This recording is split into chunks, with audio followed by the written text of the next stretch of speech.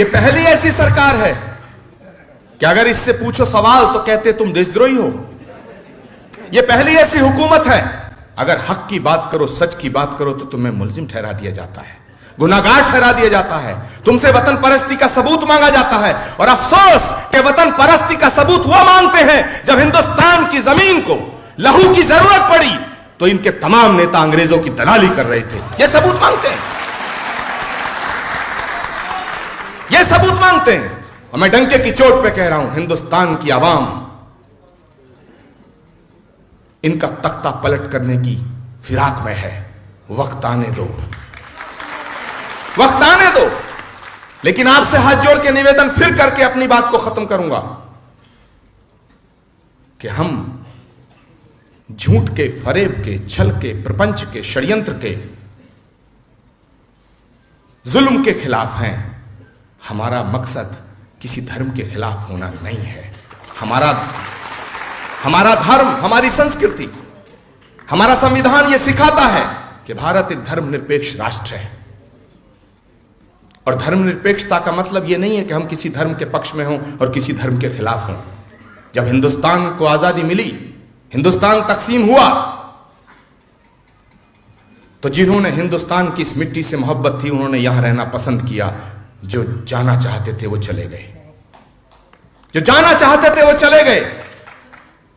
लेकिन मेरे दोस्तों, जो हिंदुस्तान की मिट्टी में पैदा हुआ है और हिंदुस्तान की मिट्टी में मरना चाहता है, तुम होते कौन हो उससे सबूत मांगने वाले?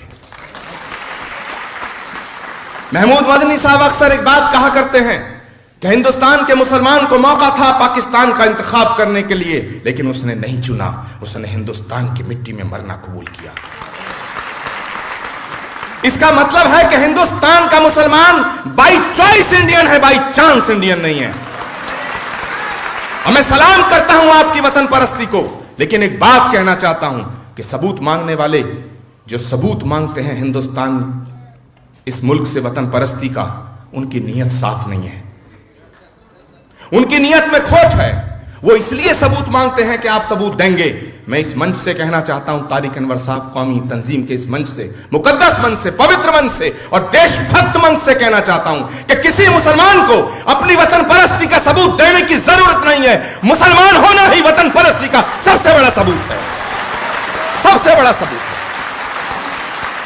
जो इस्लाम सिखाता है कि मां के कदमों में जन्नत है, वो मादरे वतन की तौहीन की इजाजत कैसे दे सकता है?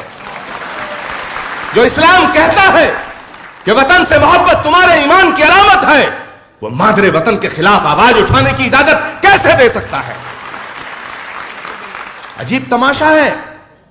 मेरे दोस्तों, मैं अपनी बात खत्म करने से पहले कहना चाहता हूं कि हिंदुस्तान की आवाम, हिंदुस्तान का नौजवान, हिंदुस्तान का हर वो बहन और भाई महात्मा गांधी की संतान है, भगत सिंह की संतान है, अशफाक की संतान है, वीर अब्दुल हमीद की संतान है, सुभाष चंद्र बोस की संतान है, पंडित जवाहरलाल नेहरू की संतान है।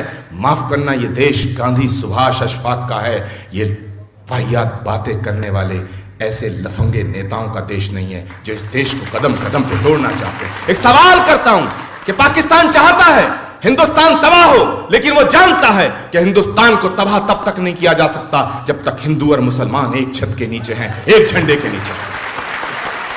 बड़ी जिम्मेदारी से एक सवाल करता हूं, इसको सोचना कि जो काम पाकिस्तान चाहता है कि हिंदू और मुसलमान इस देश का दुश्मन बन जाए, एक दूसरे का दुश्मन बन जाए, वो कोई काम ISI से नहीं हो पा रहा है।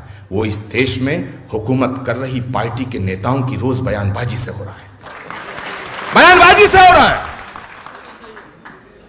मेरे दोस्तों, दीवारें दिलों में खड़ा होना शुरू हो गई हैं।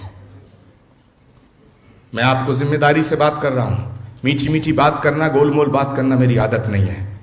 दीवारें दिलों में खड़ा होना शुरू हो गई हैं। इन खड़ी होती दीवारों को यहीं ढाना होगा, तब यह हिंदुस्तान बचेगा। जहां तक हुकूमत का सवाल है, हुकूमतें आती जाती रहती हैं, कितने आए कितने चले गए। जो कल था वो आज नहीं है, और जो आज है वो कल नहीं रहेगा।